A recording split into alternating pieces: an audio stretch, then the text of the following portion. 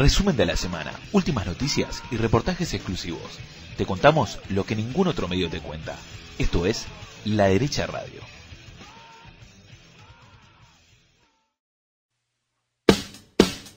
Hola, ¿cómo va? Estamos nuevamente en un programa de La Derecha Radio. ¿Qué hacemos junto a Juan Dou? ¿Cómo va, Juan? ¿Cómo andás, Cari? Te saludé de una. Sí, estuviste bien. Es increíble. No, esto lo grabamos 70 veces, lo decimos de una. Esto nos estamos portando súper bien porque está nuestro invitado de estrella, que es Ricardo López Murphy. ¿Cómo va, señor? Muy bien, muy bien. Contento. Está en persona, ¿eh? Estoy acá con los muchachos. Y con Karina. Y con Karina. Ay, pongamos en primer lugar. Claro, lo primero. Karina y los muchachos. La Karina y los muchachos es porque está con nosotros también el operador, que es el pasante, más conocido como Ezequiel Acuña. ¿Cómo va? Yo estoy bien. Igual ¿Estás bien? prefiero no interrumpir. Entonces, ¿para qué hablas? ¿Quién te llamó? Bueno, vamos a cara de perro con López Murphy. Ricardo. O de Pitbull. De Pitbull. Karina quería que fuera Pitbull y no puede ser. ¿Es tuyo el perro que estás llevando a pasear? No, es un perro recogido. Es un perro que es muy simpático, es muy cariñoso conmigo y se ve que ha sido un perro muy sufrido. Pero conmigo es extremadamente cariñoso, pero no es mío, ¿no? Yo no, es de uno de mis candidatos. Está bien, no te lo vas a kirchnerear el... No. Después se devuelve. el perrito. No, la verdad que es encantador en el trato, además es extraordinariamente popular, creo que es más popular que yo, que es una cosa que increíble, pero es muy agradable. Hay fotos, por ejemplo, que no la hemos mostrado en las redes, donde seguro me lame la oreja, es una cosa... Claro. Mi esposa cada vez que vuelvo de las caminatas dice, ¿por qué no te hago un baño? Claro. Escuchame una cosa. Está la justicia electoral temiendo, usaron dos palabras, dijeron por la parte técnica y política temiendo por las PASO. ¿Qué es lo que está pasando? Ver, yo creo que hay muchas listas y que los escrutinios no van a tener la velocidad que estamos acostumbrados, o sea, probablemente se demore un poco más conocer el resultado, no necesariamente en la capital federal, pero probablemente en algunas provincias. Yo diría, lo que nosotros estamos acostumbrados, que a las 9:30 de la noche, más o menos, tengas una tendencia. Se sabe, y yo creo que va a haber problemas para eso.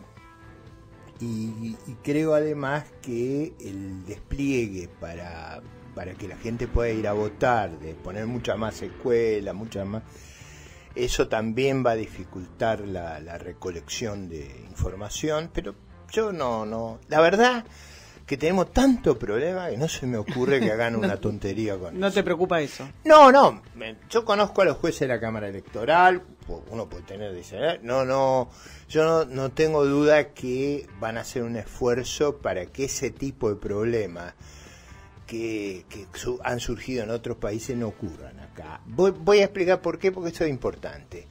La clave en una elección es que los perdedores acepten el resultado, no es que la clave es aceptar el resultado. La elección se hace como un mecanismo de solución de diferencias. Si hubiera una única corriente no habría elección. Entonces, la clave en la elección es que haya un comicio limpio, que los perdedores acepten de buena fe que obtuvieron determinado resultado. Si eso se ve trastocado, en vez de generar paz social, como es la idea, y cooperación, genera un conflicto exacerbado. Y yo creo que esta sociedad ya tiene enormidad de problemas, de un muy mal gobierno, en una situación que no es fácil, de problemas estructurales, para agregarle algo que no tenemos, que es el problema de trampa en los comicios, que fue en la historia argentina un tema muy importante, claro. O sea, de mucha violencia. Entonces, me imagino yo que va a haber un esfuerzo enorme para que eso no ocurra.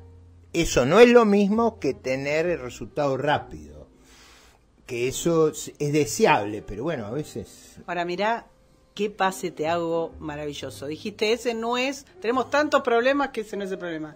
¿Qué problema tenés? Bueno, la Argentina es estamos sufriendo un larguísimo estancamiento y una decadencia. El estancamiento viene de muchos años, no creamos empleo formal, tenemos una alza, como pasa en los países que se estancan, muy fuerte en la tasa de pobreza. Yo diría, desde la Segunda Guerra Mundial el país se rezaga, pero se venía rezagando respecto a otros países porque crecía menos, y ahora directamente llegó a un punto donde no puede crecer más. Entonces es ese problema, con riesgos que las cosas se desborden. Tenemos un déficit de 40.000 millones de dólares, tenemos el gobierno que ha emitido más deuda de la historia, si uno la mide como correctamente hay que medirla mes por mes, porque claro, si un gobierno duró 20 meses y otro duró 48, uno no puede comparar a diferencias, montos absolutos. Pero digo, en ese contexto estructural de decadencia económica, tiene también decadencia cultural. Por ejemplo, el bajo apego a la educación, que es un tema cultural, el bajo rendimiento de nuestra escuela. Cuando uno habla del bajo rendimiento, en general la idea es que son las escuelas marginales. No, nosotros tenemos un bajo rendimiento en todo el espectro. Lo que pasa es que en las escuelas no estatales, de mayor, digamos, costo, es probable que la brecha sea menor. Pero aún ahí hay brecha, porque todo el contexto trabaja para que no haya una valoración adecuada de la educación. Entonces, pobreza, frustración, degradación educativa. Y a eso le sumamos la pandemia, que viene con un requerimiento, la pospandemia, de grandes cambios tecnológicos. Acá va a haber grandísimos cambios tecnológicos que se están viendo. Por ejemplo, uno que nadie repara, la mega urbe. Nosotros tenemos una infraestructura de transporte desarrollada enormemente en esta mega urbe. Esa infraestructura es muy difícil de usar con pandemia. Claro. Entonces, en general ha habido en todo el mundo un movimiento a hacer teletrabajo. Ahora, toda esta infraestructura, o toda esta locura de haber concentrado la población, una gran parte de nuestra población, en una ciudad única, a través de subsidios, ha sido todo un disparate. Todos esos problemas los tenemos frente a nosotros. Ricardo, ¿cómo andás? Bien. Ahora vos estás en una coalición de la cual vos no eras parte hasta hace poco tiempo. Cuando vos no estabas, esta coalición opositora votó una serie de leyes en el Congreso que le dio cierto espacio al presidente Alberto Fernández para hacer muchas de las cosas que estabas describiendo recién. Como por ejemplo la ley de teletrabajo, por ejemplo la ley de reactivación o solidaridad económica. Y muchos de esos votos, o sea, la aprobaron por votos de la oposición, espacio el cual ahora vos compartís. ¿Qué opinás de ese tipo de voto? Ahora que vos sos parte de eso y vos seguramente, ojalá, seas diputado dentro de esa coalición. ¿Cómo ves ese? A ver, yo he dicho reiteradas veces, y después voy a explicar cómo ingresamos a esa coalición, he dicho reiteradas veces que nosotros jamás hubiéramos votado la facultad extraordinaria de la ley de emergencia, jamás hubiéramos votado teletrabajo, ley de góndola, ley de alquileres, que ahora los mismos que la votaron reconocen que fue un disparate, pero con una cosa que era obvia desde el comienzo. Cuando yo ingreso a la coalición, que lo hacemos recientemente, ingresamos por una cuestión, todo el mundo dice que yo soy muy ortodoxo y es cierto, o sea, yo sigo el manual, en las cuestiones médicas, o sea, yo no hago lo que los médicos dicen, sigo el manual en economía y sigo el manual en teoría política. El manual dice: cuando el gobierno tiene una deriva extremista, ustedes tienen que hacer una gran coalición y tratar de derrotarlo antes. Y eso es lo que estoy tratando de hacer. Ahora, ¿cómo nos incorporamos a esa coalición? Porque éramos críticos muy severos, bajo este paraguas de que, dada la deriva extremista del gobierno, hay que armar la gran coalición. Nosotros nos incorporamos con 3 condiciones que son muy razonables. Una, que me la pueden atribuir, que hubiera primarias abiertas, simultáneas y obligatorias. No podíamos ir a fusionar listas porque no daba nuestro discurso para eso. Nosotros necesitábamos expresar esa corriente de opinión. La segunda, que no hubiera un umbral de voto o de avales que fuera inconsistente con un partido de 5.000 afiliados. Claro. Y la tercera era libertad de narrativa. O sea, yo no me hago cargo del gobierno que terminó en diciembre del 19, no me hago cargo de la administración de la ciudad. Eso no forma parte de mi agenda. Es una coalición para el futuro con una finalidad muy práctica. Parar el proyecto hegemónico y totalitario del kirchnerismo. Pasado eso, bueno, los matices están, además nadie los oculta. Nosotros hemos sido toda la vida, por muchas razones, partidarios de impuestos mucho más bajos, de menor gasto público, de una economía muy integrada al mundo, de un sistema adaptable, flexible internamente, porque creemos que el mundo está viviendo una revolución científico-técnica de carácter continuo, es decir, la aceleración del ritmo de cambio tecnológico es una realidad espectacular y a la que nosotros no vemos como los luditas negativamente, la vemos positivamente. Yo creo que el nivel de vida de la humanidad va a subir espectacularmente y el empleo también. La gente cree que las máquinas van a... Y no es así. No, eso no es así, no ha sido así históricamente y no lo va a ser tampoco en esta oportunidad. Pero bueno, ese prejuicio está. Entonces, el discurso nuestro, por ejemplo, en materia de orden público, es muy diferente del discurso preexistente. Nosotros creemos que la sociedad no puede ser rehén de la protesta de una patota o de un grupo, que tenemos que asegurar la libertad ambulatoria y tenemos que asegurar la libertad de trabajo. Y eso es algo que no ha formado parte del debate hasta ahora y nosotros lo hemos puesto ahí, en el núcleo del debate, como hemos puesto las reglas de empeñamiento de las fuerzas de seguridad. Que eso también va a ser bravísimo cuando lo discutamos, pero yo creo imprescindible para que la Argentina se parezca a los países prósperos. ¿Y crees que el resto de los diputados de Juntos por el Cambio, no los que son de Republicanos Unidos, no los que son de las otras listas, o los que están ahora mismo en diputados que no reeligen, acompañarán alguno de esos proyectos? Yo creo que se está produciendo un corrimiento en la narrativa que es muy ostensible. Ahí, espera, que antes voy a meter ahí una pregunta que en realidad me parece que vamos a lo mismo. ¿Todos son liberales? Se ha producido un corrimiento en la narrativa que a mí me alegra profundamente. Que a mí me alegra profundamente. Yo creo que hay un corrimiento muy ostensible, además. Sí. ¿No? Medio trucho, más que corrimiento. Está bien, pero digo, hay un corrimiento en la narrativa muy, muy marcado. Y eso tiene un significado que es valioso. Que es que estamos ganando la batalla cultural. Que hay un reconocimiento que así como vamos no podemos seguir. Después, si va a haber firmeza, si va a haber encima trasciende la capital. La resiedumbre del caso. Además, a mí me preguntan muchas veces, pero hay algunos que están con usted, otros están fuera de esto, ¿por qué no están? Bueno, porque hay matices y diferencias de interpretación, pero a mí me parece que el resurgir de estas ideas, el encontrar un espacio en el debate impresionante, como me decía el otro día un sociólogo, me dice, no se puede creer lo que ha cambiado los términos del debate. Nosotros tenemos cierta responsabilidad en eso, no digo toda la responsabilidad, tenemos cierta responsabilidad, hemos pesado en ese debate y pesamos mucho en ese debate. Ahora, ¿qué ocurre si la oposición gana como yo creo que necesita ganar para que haya un cambio verdadero por goleada, o sea, por una victoria, que haya una luz muy clara, que la sociedad ve otro camino? ¿Cuánto estarán dispuestos a enfrentar las inmensas reformas que tiene que hacer Argentina? Es lógicamente un interrogante, pero ojalá tengamos ese interrogante, porque ese interrogante es que la oposición triunfó abrumadoramente frente al proyecto hegemónico, claro. Y ahí viene, y ahora, bueno, ojalá tengamos esa pregunta. La otra me aterra a mí, que aún con un gobierno tan malo como este, con errores tan groseros, con hechos escandalosos por doquier, el resultado no sea claro. Ese es mi problema.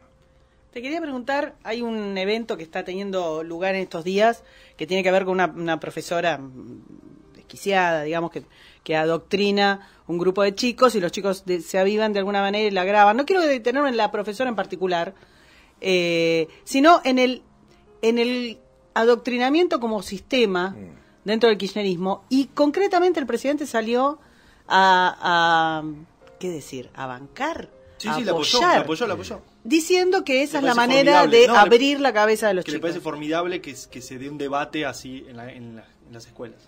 Sí, yo creo que ahí yo hice un tuit hoy sobre si había perdido el juicio el presidente, porque la verdad, yo he sido profesor 47 años.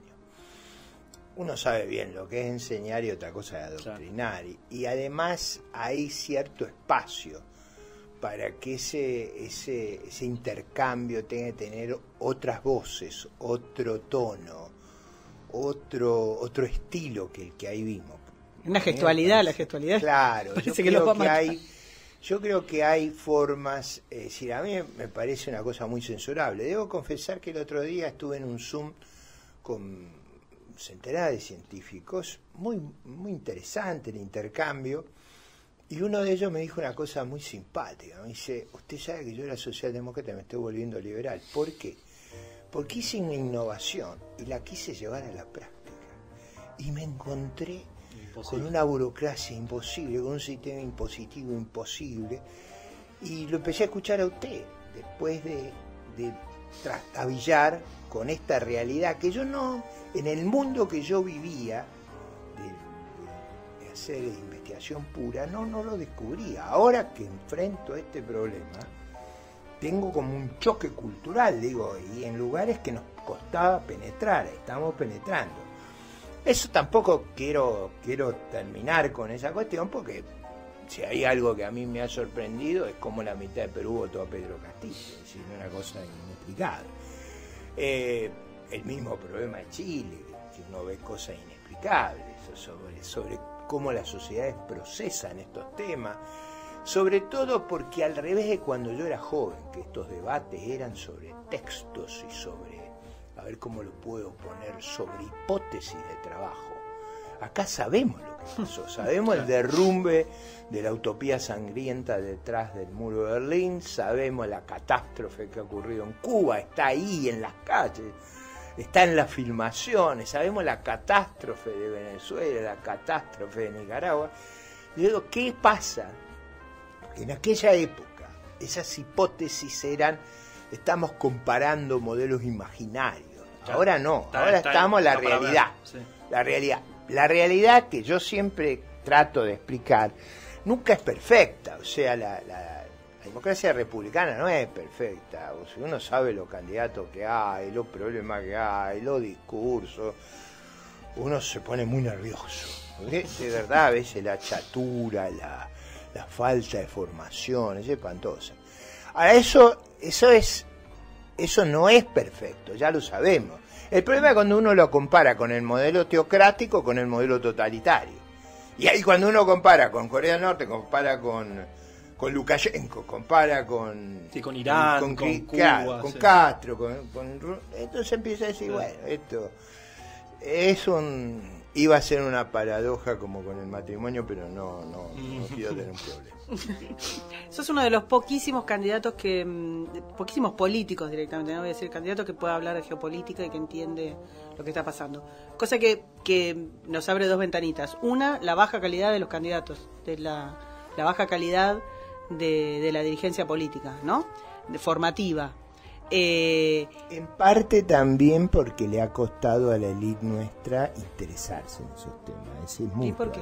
Y yo creo que hubo un proceso como de renuncia a participar de los asuntos públicos. ¿Se lo adjudicás al no, encierro, al lo nuestro, al aislacionismo? Digo, por alguna razón, habiendo tenido figuras muy destacadas, con el tiempo fueron cediendo esos lugares y se dedicaron a la vida empresaria, a los negocios, a otras cosas, pero no se dedicaron a la vida pública. Quizás porque tuvimos mucho tiempo gobiernos autoritarios, hay mil razones, pero lo que quiero decir es, ojo, que cuando uno descuida la vida cívica, eso fue uno de mis experimentos en Venezuela. Yo, por muchas razones, seguí muy de cerca el proceso venezolano. Más, fui a hacer un trabajo que en general era la gente que no estaba de acuerdo con el rumbo de Chávez. Como un grupo grande de economistas, entonces tuve tiempo de estar bastante tiempo en Venezuela escribiendo sobre los problemas venezolanos.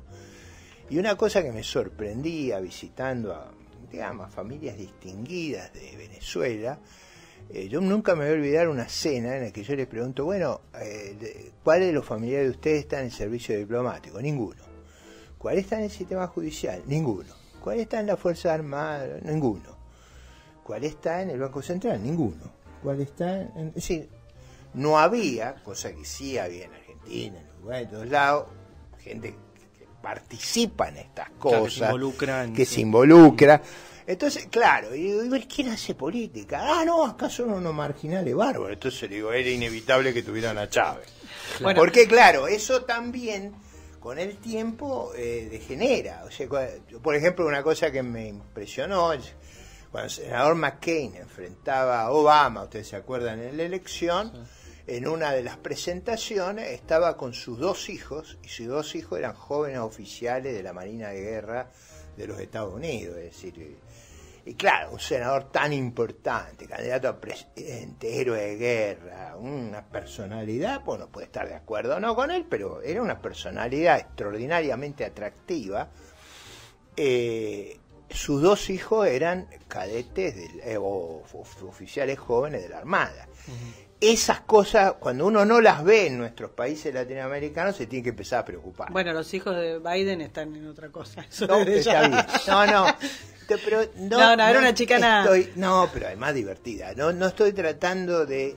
estoy tratando de reflejar que cuando nadie de la élite está en el servicio diplomático, en la justicia, no digo en puestos de la administración bajo. No, pero que tengan algún tipo de compromiso. Los lugares cruciales, Sí, el Banco sí. Central, la Hacienda, en general, si uno mira en los países exitosos del mundo, uno siempre tiene ahí gente de los sectores, no digo de ingresos elevados, sino de los sectores más intelectualizados del país. No está eso en manos de unos tipos que uno se agarra a la cabeza. Claro. Bueno, te quería decir entonces, respecto de eso, nombraste a algunos países de Sudamérica y en realidad pareciera que la tendencia es, ponele, hay un patrón. Bolivia, Chile, Perú, una catástrofe, Colombia posiblemente caiga de vuelta. O sea, ¿qué es lo que pasa? ¿Qué es lo que está pasando? ¿Cómo lo ves? Porque, y eso ni hablar, digamos, de cómo se alinea nuestro kirchnerismo más decadente, si esto es posible. A ver, yo digo, en todos esos lugares hay disputa, no es que hay una situación terminada. En todos esos lugares hay fuertes disputas. Hay en toda Latinoamérica un gran sentimiento de frustración. La región se ha venido rezagando respecto al mundo. La pregunta es ¿por qué? A pesar de las inmensas reformas que ha hecho Latinoamérica, la que yo conocí en los 70, ustedes no la conocieron, pero yo la conocí, respecto a eso ha habido inmensas reformas. Ahora, el problema es por la reforma que tuvimos o por la insuficiencia de la reforma. Yo creo que es por la insuficiencia de la reforma.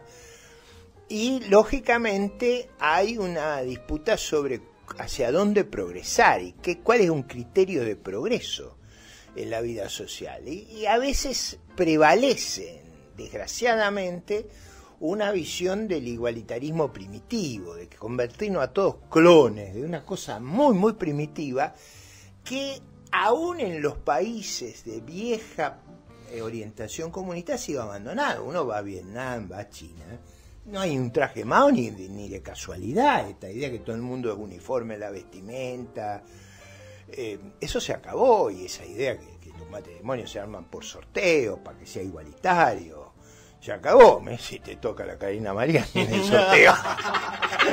todo contra María. Estuvo pensándolo un rato antes de hablar. Ahí está. Digo, para que las pullas no vengan solo de un lado, ¿no? Bueno, eso yo creo que ese igualitarismo primitivo se ha dejado de lado y se ha vuelto a jerarquizar el mérito, el talento, el esfuerzo. No digo en un clima de libertad, porque hay libertad económica, pero no hay libertad en el sentido político que nosotros creemos y valoramos de la tradición occidental.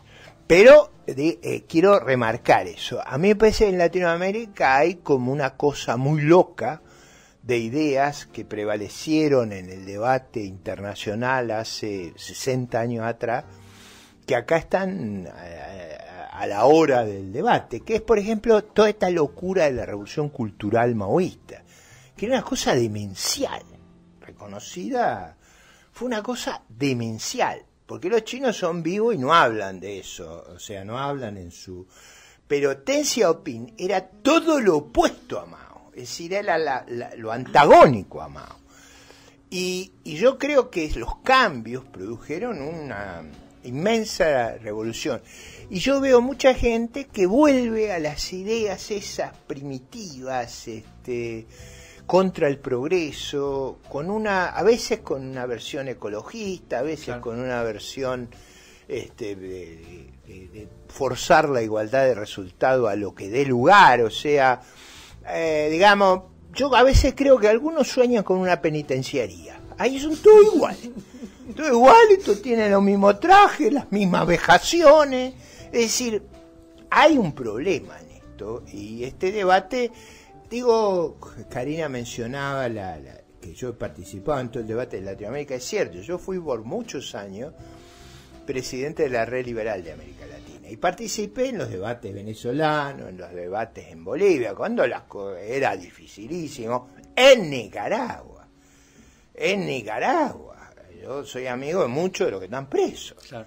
Entonces, en esos debates, que fueron muy duros todos estos años, bueno, hubo problemas. Y el segundo problema que yo veo es un rol degradante del sistema político, que fue el peso del crimen organizado, porque el crimen organizado infiltró muchas de estas actividades y con la excusa de la izquierda de la revolución se empezó a hacer... El narcotráfico, por ejemplo. Claro, y ahí la degradación ha llegado a un punto extraordinario, pues todo es maquillaje, o sea, había una película hace muchos años que el candidato aparecía y le montaban un gigantesco maquillaje, escenario, ¿no? Y se retiraba y sacaban el escenario y uno veía una pobreza terrible, iba 4 años después y era la misma historia.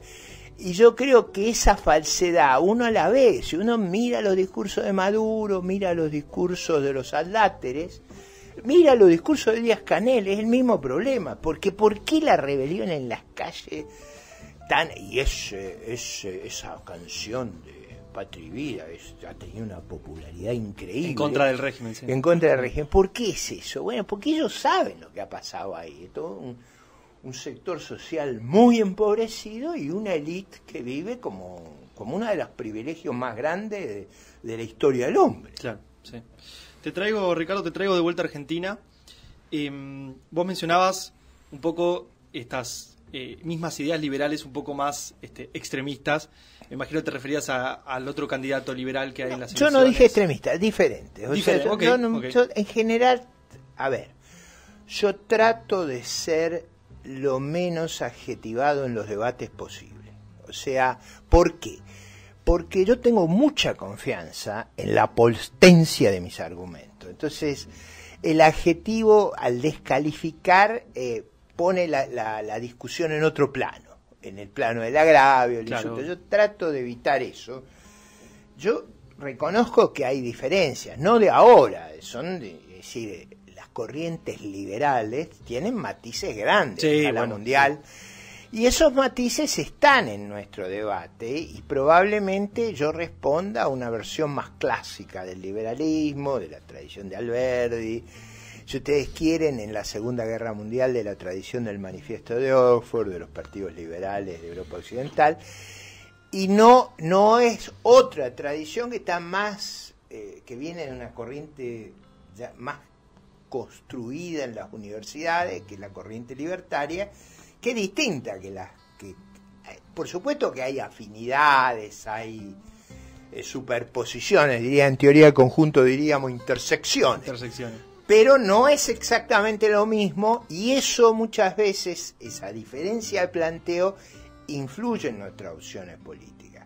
Claro que si uno hace un listado grueso, vamos a estar de acuerdo, el problema es los matices, y ahí es donde empiezan las diferencias. Pero llegando... Dicen que somos como los trotskistas, no es cierto, a ese grado no llegamos, pero es verdad que toda nuestra militancia es muy intelectualizada. Entonces, al ser muy intelectual, nadie es liberal por hacerse el vivo, por tenerse una camiseta. En realidad, obliga a leer, obliga a contrastar, obliga a Formarse, pensar, sí. obliga a formarse. Entonces, no es fácil, las tribus nuestras son muy complicadas. Ahora, en ese proyecto, en lo que hace a nosotros, yo tengo una estrategia, yo y el grupo que expresamos, tiene una estrategia que es muy parecida a los partidos liberales de Occidente, o si ustedes quieren de Taiwán, o lo que es el movimiento liberal a nivel internacional. Y hay otra visión que tiene otras referencias, que no se siente cómoda en ese espacio. Probablemente porque su fuente de ideas viene más de la vida académica y viene de cuestionamientos que a mí me parecen muy valiosos en la vida académica. Cuando uno los quiere llevar a la práctica es más complicado. Más complicado. En ese sentido te decía, posiblemente, con suerte, y creo que va a pasar, lleguen al Congreso y sí se encuentren, como sea que hayan llegado, un bloque que supongo que será pequeño pero potente, en el que posiblemente estés y esté Javier y digamos son dos, bueno, si no quiero meterme en la provincia de Buenos Aires porque realmente no sé, pero quiero ver, va a haber, me parece, porque son contrincantes y pero ahí puede más haber una amplio que confluencia. eso. Yo creo que estas ideas están en una geografía muy amplia hoy. Yo, por ejemplo, estuve grabando todos estos días videos no para la capital federal, sino para los candidatos nuestros en todo el país. Más o menos están batallando y son muy aguerridos porque los de la capital batallan bajo mi paraguas, pero los otros no lo hacen solos. bajo el paraguas de... No, digo paraguas, no lo digo paternalistamente, sino lo digo con toda una tradición de debate. Yo hace 50 años que debato estas cosas, a veces una gran soledad, a veces, como me decía uno, no sé, no lo aburre el ser minoría. Bueno, pero es una minoría que ha ido transformando el debate, o sea, ha ido conmoviendo, o sea, y muchas de las cosas que nosotros decíamos hace muchos años, hay mucha gente que me reconoce, por ejemplo, la inviabilidad del régimen que funcionaba en la Unión Soviética. Cuando esto lo discutíamos allá por los 70, yo parecía delirante. Claro. Y ahora basta de delirio, pasó. Entonces, ese tema tiene relevancia. En todo el país han surgido una multitud de esta gente. Porque, a ver, vamos a ser francos. ¿Usted cree que hubiera sido viable que nosotros nos metiéramos en esta coalición y armáramos el lío que armamos? Porque la verdad, y yo creo que eso se nota, había gente que creía que esto iba a ser un paseo. No soy presuntuoso, no digo que vamos a obtener resultados que sean asombrosos. A lo mejor siempre la casualidad está disponible, pero bueno, pues estas cosas ocurren. Maquiavelo decía virtud y fortuna. Claro. Yo veo que durante muchísimos años yo tuve muchas virtudes y muy poca fortuna. Y esta vez no quepo en la silla, para que sea es decir, la fortuna me acompaña. Además, hay algunos que lo atribuyen a la famosa gorra, entonces no me dejan sacar la gorra. Ahí está. El día del partido de Acá, Argentina estaba haciendo campaña en Caballito, ahí cerca de Primera Junta, y cuando empezaba la hora del partido, los chicos que me acaban querían ver el partido, fuimos a ver el partido. Entonces el pisero le contaron que la gorra esa me daba una suerte bárbara, entonces que no se la saque. con el cuchillo cortando la pisera, dice, no te saque la gorra. después del gol decía, Es multipropósito. te la pegamos, no te la saques más. Dice, estamos ganando en el Maracaná. Entonces, digo, hay veces que la fortuna ayuda. Yo creo que está ocurriendo un fenómeno muy amplio de giro de opinión. Lo que yo no sé, porque es muy confuso, cuál va a ser el resultado de las elecciones. Por ejemplo, yo estoy esperando una derrota muy marcada del gobierno, pero a lo mejor me equivoco. Claro. Es decir, no. Lo que pasa es que si tomamos las elecciones que ya ocurrieron, están ganando los oficialismos y con una baja participación. En el resto de la Pero región, yo ahí te haría una no, corrección. estoy hablando de la Argentina, las yo ahí te provincias, quiero hacer está una bien. corrección. No estoy diciendo que se pueda trasladar, pero estoy diciendo que hay una espera un situación. poquito, porque eso es muy interesante. El kirchnerismo salió cuarto en Misiones, salió cuarto en Jujuy y salió cuarto en Salta. En Salta antes ganaba. ponía los senadores y los diputados. Este diputado que estaba el que sobando tenía los problemas. senos, era de esa coalición. Eso Sí, salía un es verdad. cuarto. Digo, ojo, ellos han tenido derrotas abrumadoras en el interior. No es que le hemos ganado nosotros, tampoco es cierto. O sea, le ha ganado un peronismo más tradicional, o junto, digamos, han subido opciones más tradicionales. Sí, radicalismo más tradicional en Jujuy. También otra cosa que ha pasado es que la izquierda le ha ido mal en Salta, en Jujuy, en Misiones. Digo, no, tampoco quiero trasladar ese resultado mecánicamente, pero digo, eso es lo que ha pasado. Yo creo que es un desafío hoy para los encuestadores. No digo que hay una mala praxis. Yo digo, es un desafío medir hoy. Primero porque lo que es barato es por teléfono. Claro, Y sí. teléfono, la gente relevante no contesta. O sea, yo no sé lo que... Entonces es muy difícil la medición. Mi impresión es que deberían tener una catástrofe por varias cosas, porque la confianza en el gobierno es bajísima, porque los escándalos se han difundido no en el nivel más educado, sino han perforado toda la sociedad, todos los sí. niveles, porque la adversidad económica es muy grande, porque la sensación de que el gobierno fue inepto en la lucha sanitaria está generalizada. Es decir, mi impresión es que tiene que ir muy mal. Si no le fuera muy mal, es una pésima noticia para Argentina. Digo, esto también lo tenemos que tener claro. Si empatan, es una noticia catastrófica. Son especialistas igual el kirchnerismo en perder el medio término, como no se achican. No, eso es verdad, pero esta vez hay problemas. O sea, el control del poder para ellos es todo o nada. O sea, la batalla, por ejemplo, por el Ministerio Público, Sí. es una batalla decisiva. Yo a veces no percibo que la gente ve. El procurador acaba de hacer un dictamen muy duro contra el expresidente Macri. O sea, no es un procurador que esté... Pero claro, como lo hace contra Macri, lo hace contra... Sí. Es decir, es un funcionario de buena calidad. No digo que tenga razón en todos los que no estoy juzgando los dictámenes, digo, no parece capturado ni por una fracción del país ni la otra. Sin embargo, ellos se desesperan por removerlo, porque necesitan, no le alcanza con que sea equilibrado, ellos necesitan uno de ellos. Claro. A eso iba, digo, ¿te parece que aún cuando ellos perdieran, yo no los veo achicarse, no los veo...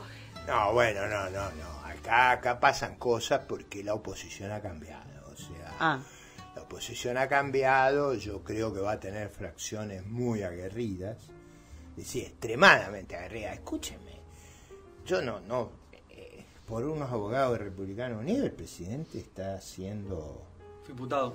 o sea, por un partido chico. Es decir, está imputado y está todo el gabinete temblando.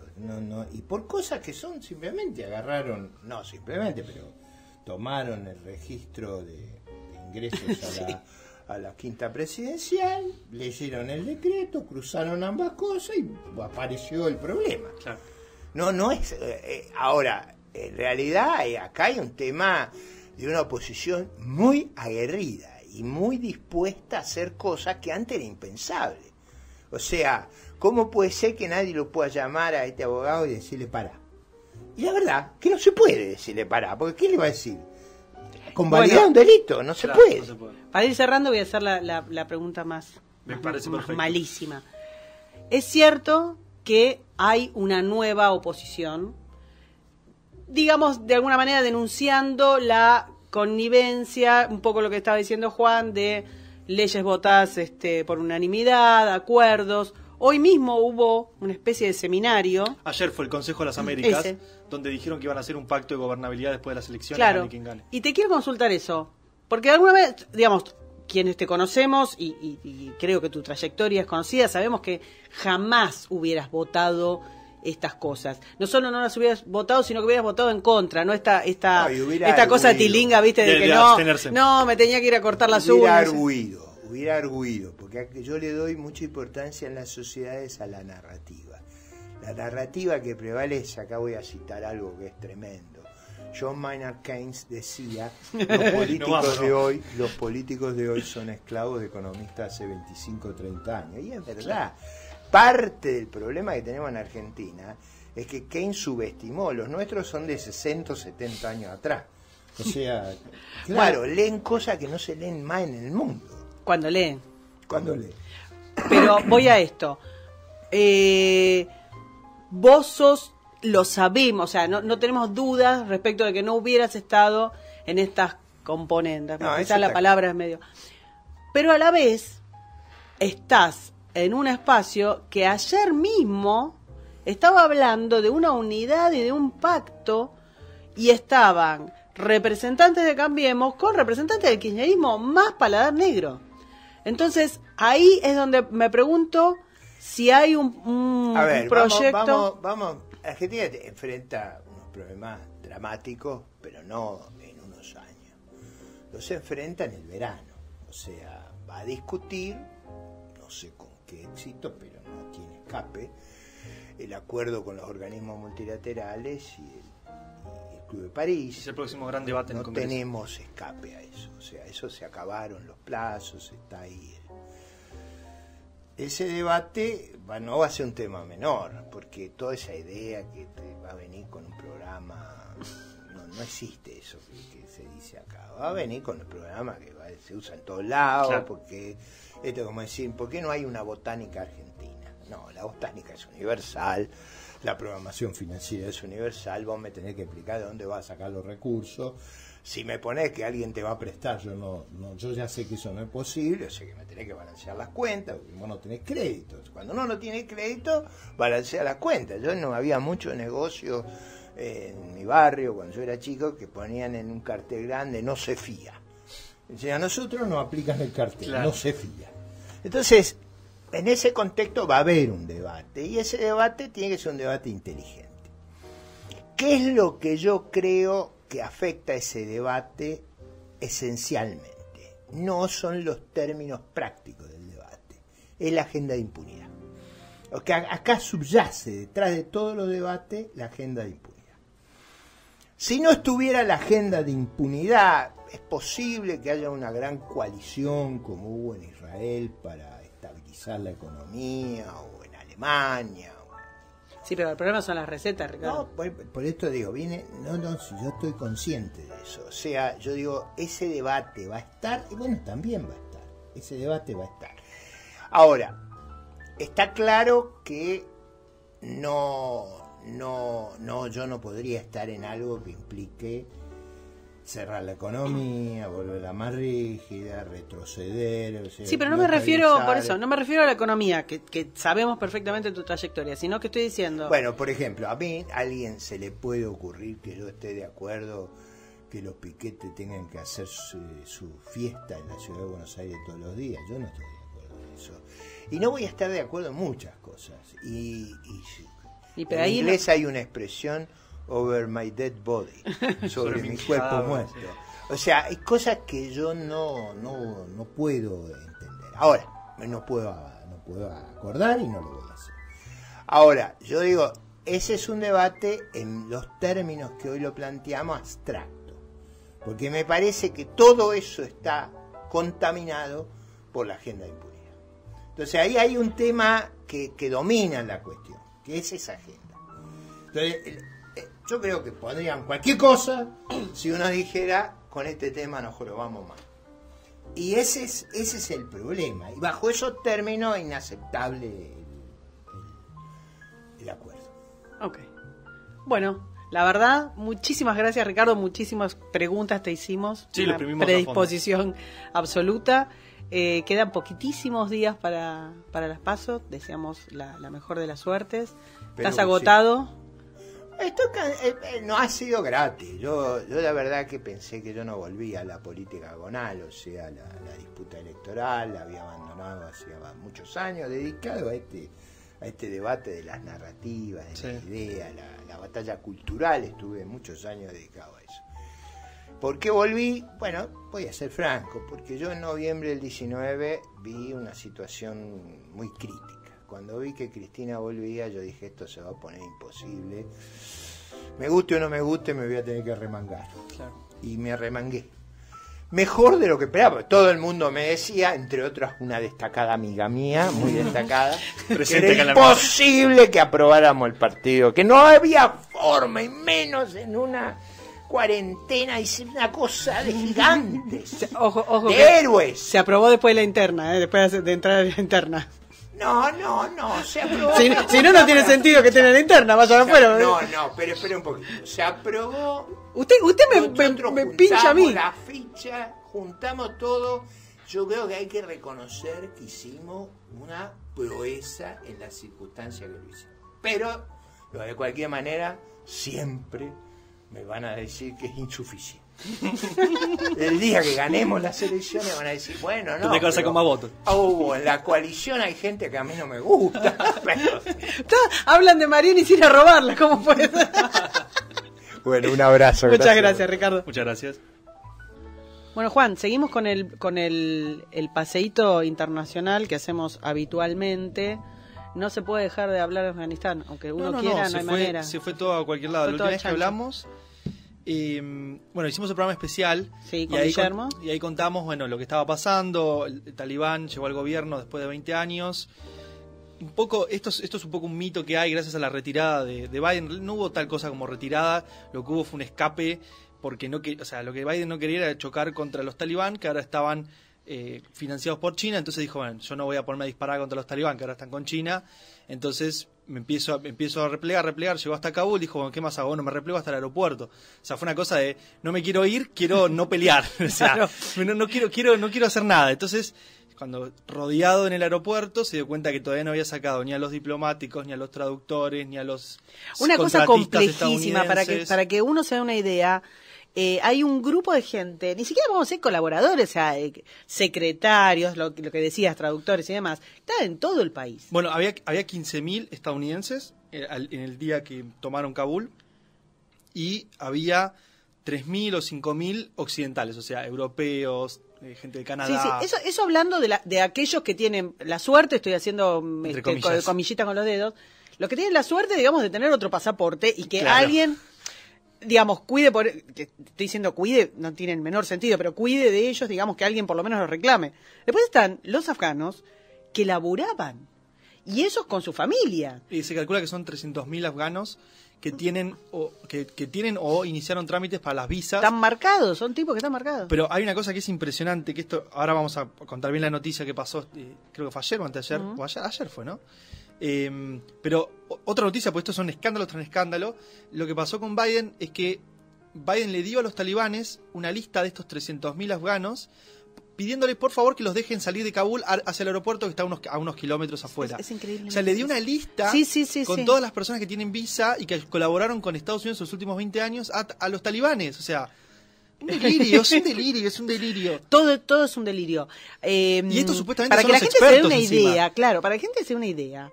Llegar de las distintas provincias que fueron tomadas como si fuera una metástasis, porque esto, lo que bien contaba Juan, tenemos un debate con Juan y con el resto del trumpismo en general en distintas escalas y medidas.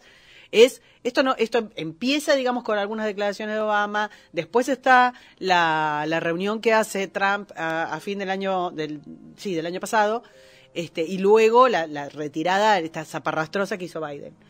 Esto es una noticia de alguna manera y una filosofía y una manera de entender qué es lo que está pasando con Estados Unidos como imperio o como gendarme del mundo o como si deja de ser gendarme del mundo. Todo esto de pronto se pierde todo sentido de análisis porque se precipitan las noticias una arriba de la otra, no sabemos y aunque estés hiperpolitizado no hay manera. Demuestra un nivel de incompetencia. Vos decís, bueno, el demócrata más insoportable o el republicano más insoportable. Suelen tener un nivel de profesionalismo que lo suele tener el Pentágono en Estados Unidos. Pase el gobierno que pase, este complejo industrial de guerra siempre está y siempre le va bien en ese sentido. Pero lo que estamos viendo en Afganistán es un fracaso impresionante. Eso. Entonces de pronto toda la gente empezó a irse a los hoteles de Kabul para esperar a que le salga un vuelo, a subirse un avión a como dé lugar. Los hoteles reventados. Kabul misma tiene pequeños checkpoints Exacto. que está un talibán, alguien de gobierno, Encima, alguien de... son talibanes de y facciones pasar distintas. eso, Son claro. talibanes de facciones distintas. Entonces, vos pasás un checkpoint porque, no sé, le pagaste una coima a un talibán y al siguiente checkpoint te vuelven a frenar porque es otra facción de otro grupo dentro del talibán. Pero vamos a la noticia en sí.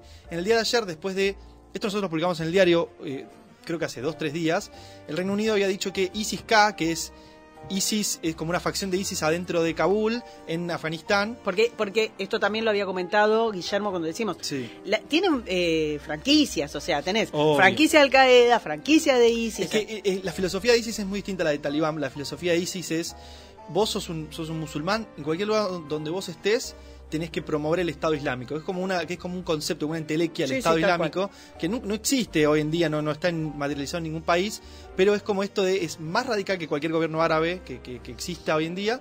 Y estos te dicen, bueno, destruí al enemigo, acomodé lugar. acomodé no tiene lugar. ninguna- Entonces, los de ISIS están o sea, la llegada del talibán del poder no es solamente el talibán, es también como una validación a todos estos grupos de ISIS que están, o sea, son talibanes, no es que cayeron del cielo o son otra facción, son talibanes, son de la misma etnia, pero son más radicales. Entonces, lo que pasó es que, esta también es una noticia que publicamos en el diario, Biden mandó al director, esto también es un papelón, ya no me alcanza el tiempo para explicarlo, pero Biden mandó al director de la CIA, William Burns, lo mandó a Afganistán, algo que nunca había pasado, a menos que se sepa así tan a viva voz, lo mandó a Kabul en un viaje secreto, que lo Secreto, sacaron... mongo, eso es increíble. Lo Mirá, sacaron de los hablábamos. libros, 2 días después dijeron, sí, ¿sabes que el lunes estuvo en Kabul el director de la CIA? Voy a pasar a Visito, porque esto lo charlamos con Dardo en el podcast que hacemos, que era, no hay manera de que eso se filtre. Claro, lo filtraron ellos. Primero, ¿por qué la CIA se reúne para hacer política? Tema Bueno, 1. pero eso y es lo además, ponele que fuera, Sí. ¿cómo? O sea, es claro que lo filtraron o estamos ante una decadencia de la CIA que Bueno, hay que pero dejarlos en la un pozo. CIA es la central de inteligencia, no hace diplomacia. Pues, Tendría tal que haber cual no sido- tenía sentido. Tendría que haber sido el secretario de Estado, la Cancillería, algún diplomático, el mismo embajador que está en el aeropuerto de Kabul. Pueden haber usado el embajador que tienen, que de hecho Biden sacó al de Trump y puso uno suyo.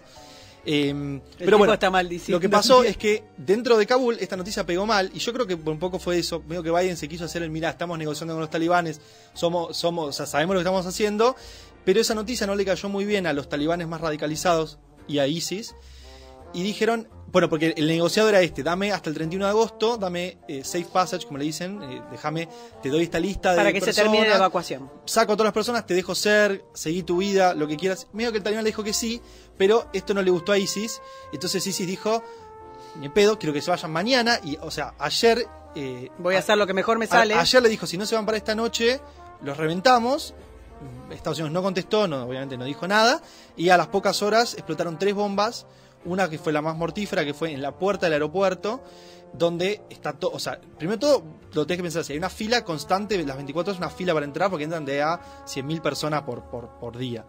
En ese contexto, una fila de O sea, los que kilómetros. ya pasaron el checkpoint, los que ya salieron. Los que ya lograron salir de los Kabul, exitosos son. Los que lograron salir de Kabul, todos tienen que esperar en la puerta, afganos, ¿no? Tienen que esperar en la puerta del aeropuerto para poder ver si los dejan subirse a un avión.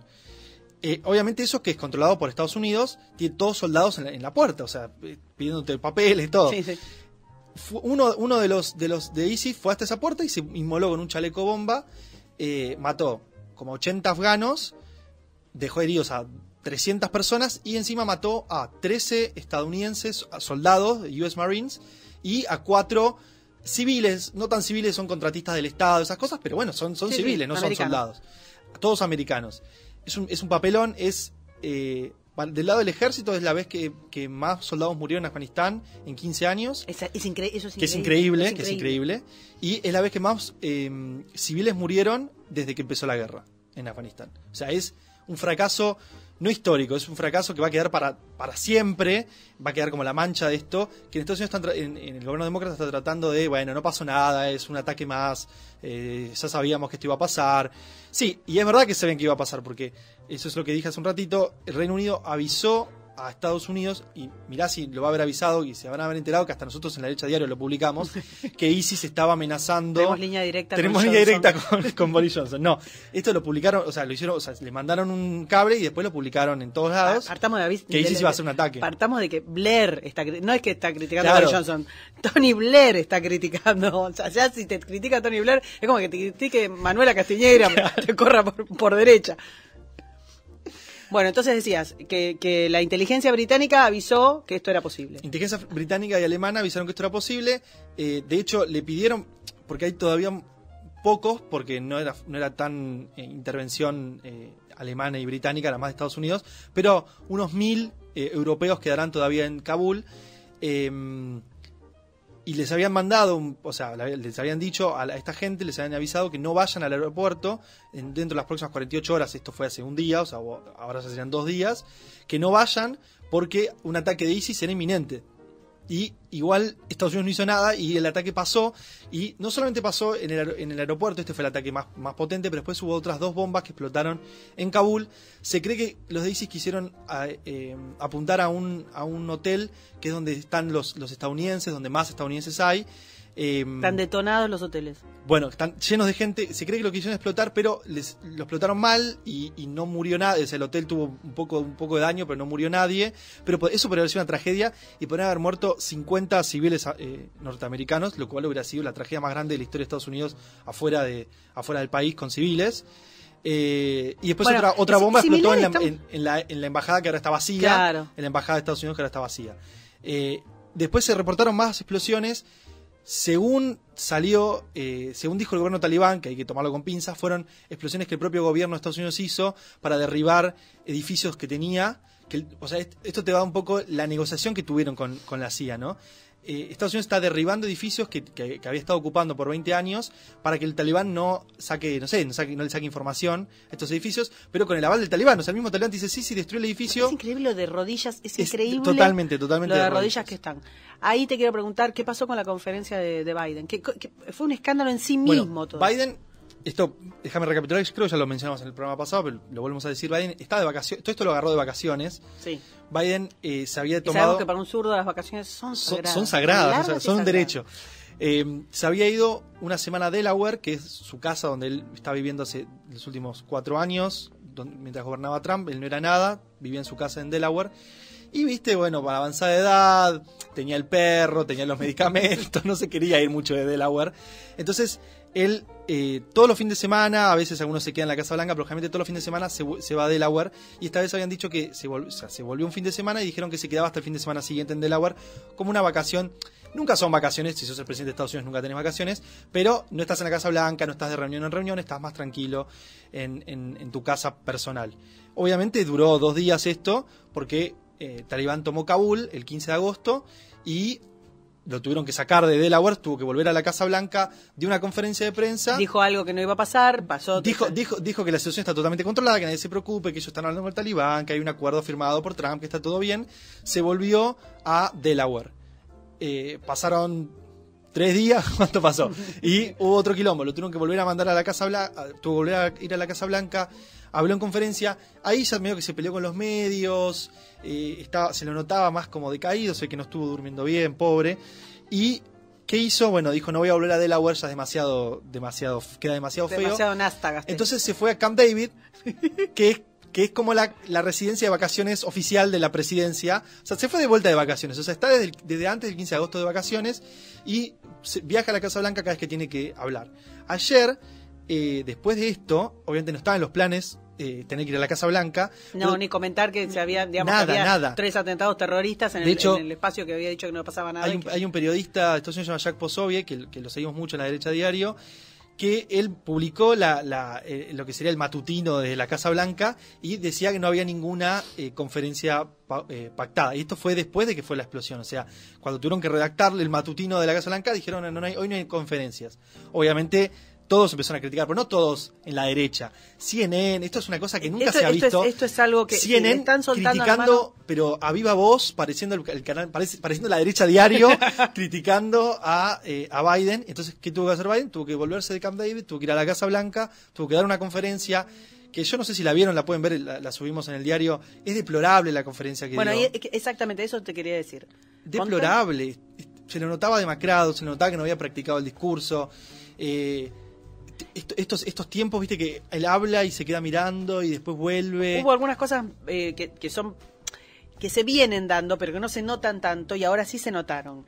El tema de la selección de los medios, el tema de... Hay un momento en el que él dice, cuando termina de su pobre discurso, donde él dice, bueno, saca una lista y dice, bueno, acá me dijeron que tengo que llamar a hablar a Kelly O'Donnell de NBC. Eso no se dice, o sea, claro. si te van a armar una lista de periodistas amigos para que te hagan preguntas, no lo digas. Claro, sí. Y cerramos con esto porque hoy el reportaje de Ricardo fue súper largo. Íbamos a hablar de otros temas porque está Asia y Oriente, están que de pronto se despertaron todos, y África también. Pero... Yo creo que, aunque vos no te guste lo que voy a decir, yo creo que tiene que ver con Biden en la Casa Blanca. Todo el mundo se da cuenta cuando Estados Unidos... No, a mí me gusta. Hay Biden me parece el horror absoluto y pero lo que quiero decir es que todo el mundo lo sabe. Lo que quiero decir es que vos podés estar de acuerdo no con Trump o con otros presidentes. Y yo estoy de acuerdo con Trump en la inmensa mayoría de las cosas. Lo que yo creo, y no es un tema de coyuntura de lo que tratamos acá en general, pero quizás en algún momento podemos hacer con gente que sabe más que nosotros un debate, tiene que ver con algo que es... estructural, que es Estados Unidos dejando de ser, aceptando que ya no quiere ser más el líder mundial. Eso seguro. Pero y eso lo hace, digamos, lo acepta, lo empieza, bueno, de alguna manera lo empieza Bush hijo, lo profundiza Obama, que digamos, después en las cosas que se meten son cosas en las que no pueden no meterse, pero ya esa idea de la misma condoleza de decir, bueno, yo no quiero ser más, nosotros no tenemos por qué estar siendo vigilantes, qué sé yo. No, yo creo que lo que hay es... Trump en algún momento... Yo creo que lo que hay es Obama hizo todas sus dos campañas en 2008-2012 diciendo que quería sacar las tropas. Exactamente. Nunca sacó ninguna tropa, de hecho puso más tropas que las que puso Bush cuando fue lo de ISIS. Está bien, en Juan, 2011. pero no es lo mismo, o sea, no es lo mismo que vos quieras terminar con el terrorismo que quieras charlar con el terrorismo. No es igual conceptualmente. Bueno, y mucho menos sentarte a hablar. Pero igual no quiero meterme en eso porque pero va más allá de eso, y lo que te estaba diciendo es que esté un demócrata, esté un republicano, la imagen que da el presidente de Estados Unidos te dicta un poco cómo se maneja el resto del mundo. No, pero a ver, lo que está haciendo Biden no hay manera, no hay palabras por lo menos en el castellano para explicar, porque cada vez que decimos está en el fondo del pozo, el tipo cava un poquito más. Sí. Y la humillación, y hay muchos aspectos para entender la humillación. Vos tenés que los soldados que murieron y que combatieron tanto en Irak como en Afganistán y demás, es el tipo al que ahora le decís que lo que hizo no valió nada. Entonces, yo creo que había que quedarse. Otro puede pensar que no, que había que retirarse, bueno, lo que fuera. Lo que vos no podés hacer es decir al tipo que murió y vivió en ese infierno por nada, que te vas y 20 años después exacto, volvés a foja cero. O sea, volvés al talibán, pero no solo volvés al talibán, a los cirujas que estaban antes. Volvés con el tipo que le diste más guita, que además tenés gran parte del ejército afgano que se les China pasó, además con el apoyo de China, además con un Pakistán refortalecido, o sea, una locura. Pero no te quería preguntar eso, sino que te quería preguntar para adentro de Estados Unidos. Decime. Que si querés podemos hablar un poco de Marruecos. Sí, una boludez de adentro de Estados Unidos. ¿Qué es? Dijiste, bueno, los medios le están soltando la mano, me parece que es una cobertura de ellos mismos, que no pueden quedar pegados con esto. ¿Cómo ves al Partido Demócrata y al Partido Republicano en esta bueno, ¿cómo se están poniendo? Yo creo que el Partido Demócrata, esto es algo que me olvidé de decirlo, lo quería decir, el Partido Demócrata está tratando de salvarse a sí mismo y quemando a Biden. Yo me di cuenta un poco de eso. Jack Posobiec, que este mismo periodista que mencionamos hace un rato, mostró un documento que no sé de dónde lo sacó, pero que se filtró en la Casa Blanca, donde la presidencia le mandaba una carta a la vicepresidencia, o sea, a Kamala Harris, para que se presente junto con él, o sea, juntos hagan la conferencia de prensa ese 15 de agosto, cuando cayó Kabul, y la vicepresidencia le contestó, no, yo estoy enfocado en el terremoto de Haití, en el contrato con Guatemala. Entonces Kamala Harris no se quiso parar al lado de Biden, y esto es fuertísimo, siempre se pasa, cuando pasó de todo, cuando estaba Trump siempre estaba con Pence, cuando pasaban estas cosas, encima siempre el vicepresidente en Estados Unidos es como un canciller bis, siempre se encarga de la política exterior. Tendría que haber estado Kamala Harris siempre al lado de Biden, y no estuvo, y esto te dicta que el Partido Demócrata, Nancy Pelosi, Kamala Harris, los que están alrededor de Biden, se quieren un poco despegar de Biden porque dicen, este tipo no va a durar no va a durar los 4 años, y cuando se baje tenemos un gobierno que terminar, y el candidato en 2024 va a ser Kamala Harris, eso lo sabe todo el mundo, y no quieren que quede pegado a los peores fracasos de este gobierno. De hecho, con el problema de la inflación que están teniendo también, Kamala Harris no se quiso meter, el tema de la crisis migratoria, Biden había dicho, sí, Kamala Harris se encarga de la crisis migratoria, después al final pusieron de hecho, a otro. Kamala viajó y quedó horrible. Quedó horrible, exacto. Pero bueno, si querés, sobre este mismo tema podemos hablar de Marruecos. Marruecos y Argelia, que son 2 países que están a punto de entrar en guerra, que es otro caso en el que cuando estaba Trump, Trump apoyando a Marruecos, Argelia no se le animaba a Marruecos porque dice, no, tiene a Trump del otro lado que me tira una bomba en 2 minutos y se me terminó todo el chiste. De hecho, antes de irse, había hecho una serie de acuerdos con lo que había hecho Trump. Hay una sección del Sahara en el norte de África que está en disputa hace muchísimo entre tiempo. Marruecos y los nativos de esa zona, que se llaman los saharaui, o como quieras decirles, o Frente Polisario. Bueno, es un grupo de gente que dice, no, nosotros no queremos estar parte, como si fuera Cataluña, no queremos ser parte de Marruecos, exacto, queremos ser independientes. Argelia banca a este grupo independiente, Marruecos no quiere ni que se hable de ese tema, entonces están como en un conflicto hace varios años. Y bueno, lo que pasó es que Trump, en este proceso de pacificación mundial entre el mundo árabe y el mundo judío, agarró a los de Marruecos y dijeron, normalicen sus relaciones con Israel, abran una embajada, dense la mano, que esté todo bien, y yo te reconozco que este pedazo de territorio es tuyo y no es independiente. Obviamente Argelia protestó porque Argelia banca a esos independentistas, pero no hizo nada, no hizo absolutamente nada, ni siquiera entraron en un conflicto diplomático, o sea, no pasó nada, hizo una protesta y nada más. Pasó el tiempo, Marruecos terminó abriendo una embajada de Israel en la capital, se normalizó esa situación, empezó a decir, bueno, ahora que tengo respaldo de Estados Unidos, empiezo a entrar un poco más en el Sahara Occidental. Un día tenemos que explicar cómo vino eso con el tema de España, ¿no? Ahí tenemos un triángulo complejísimo. En realidad Trump se metió un poco ahí, algunos pueden decir, tal vez no se debería haber metido, porque históricamente esa región, el árbitro de esa región históricamente fue España, porque fue colonia española, claro. Pero el gobierno de Pedro Sánchez es tan débil y es tan nefasto, sí, que medio que relegó toda esa situación y dijo hagan lo que quieran. No, además dentro del mismo gobierno de Pedro Sánchez Podemos banca el Frente Polisario. Exactamente, explícitamente. En algún momento lo vamos a explicar, porque si no abrimos demasiadas ventanitas, sí. Pero sigamos, entonces. Vamos con Argelia. Argelia, ahora que ve que no está más Trump en Estados Unidos y que Biden no demostró bancar mucho esta unión entre Marruecos e Israel, dijo, bueno, esta es mi oportunidad. Entonces empezó a mandar soldados a la frontera con Marruecos, empezó a tensionar un poco, bueno, y el otro día cerró las embajadas de Marruecos, echó a los diplomáticos y se armó un quilombo.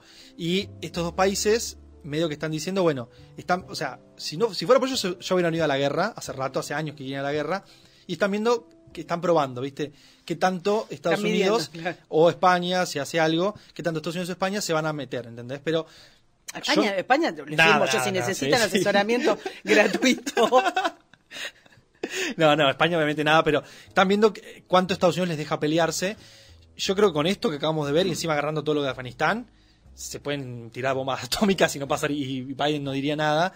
Pero bueno, esto es un poco lo que te decía, están todos los países del mundo diciendo, bueno, Estados Unidos, que siempre fue el árbitro. Con Guillermo la vez pasada. Sí. Una vez que tenés al león herido, ya está. ¿Qué pasa? Bueno, otra charla interesante que podríamos hacer quizás la semana que viene es qué pasa con Taiwán.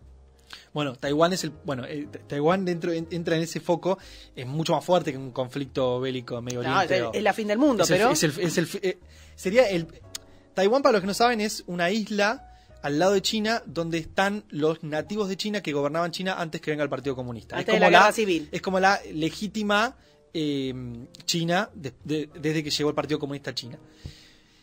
China históricamente dice este territorio es mío, ni siquiera reconoce a Taiwán como país, o sea, sí, y sanciona a todos los países que dicen que Taiwán es Taiwán. Taiwán se autoproclama República de China, no es que Taiwán es el nombre de la isla en realidad, es como básicamente lo que pasa ahí es que China quiere históricamente invadir Taiwán, pero Taiwán tiene el respaldo desde 1950 de Estados Unidos. Tiene el respaldo, ojo, cuando China empezó a crecer increíblemente, ahí, el que quiera ver, creo que está en YouTube, pero vas a ver cuando se levanta Taiwán y se va por la puerta de atrás para que entre China en ONU. O sea, Bueno, hubo como un enroque ahí. es una vergüenza del mundo libre lo que está pasando hace dentro de muchos años. cuando se trató de incorporar a China bueno, no a Occidente, pero digo, cuando se intentó hacer como una dinámica entre Occidente y China. Cuando agachó la cabeza. Cuando Occidente agachó la cabeza, exactamente. Se trajo a China a la ONU y China dijo, bueno, yo entro, pero me tiene que sacar a Taiwán. Entonces sacaron a Taiwán sin problemas. Yo voy si ella se va. Exactamente, fue una cosa Tu así. ex se tiene que ir. Exactamente. Bueno, pero ahora lo que está todo el mundo diciendo es, si China pudo hacer lo que quiso en Afganistán, si todos los países le están animando a Estados Unidos, ¿qué frena a China de invadir Taiwán? De hecho, creo que lo leímos el programa pasado o no. Bueno, pero China sacó un tuit en uno de sus medios que son estatales. Sí. Esa fue una bravuconada. Sí, pero nunca había pasado. Diciendo, no se preocupen, taiwaneses, que si nosotros los invadimos no va a haber no va a haber respuesta de Estados Unidos. No vamos a hacer un ensayo. Exactamente. Bueno, gente, el programa de hoy fue súper intenso. Les agradecemos mucho. Nos vemos en la próxima. Gracias, Juan. Hasta luego. Resumen de la semana, últimas noticias y reportajes exclusivos. Te contamos lo que ningún otro medio te cuenta. Esto es La Derecha Radio. Esto es La Derecha Radio. Esto es La Derecha Radio. Esto es La Derecha Radio. Esto es La Derecha Radio. Esto es La Derecha Radio. Esto es La Derecha Radio. Esto es La Derecha.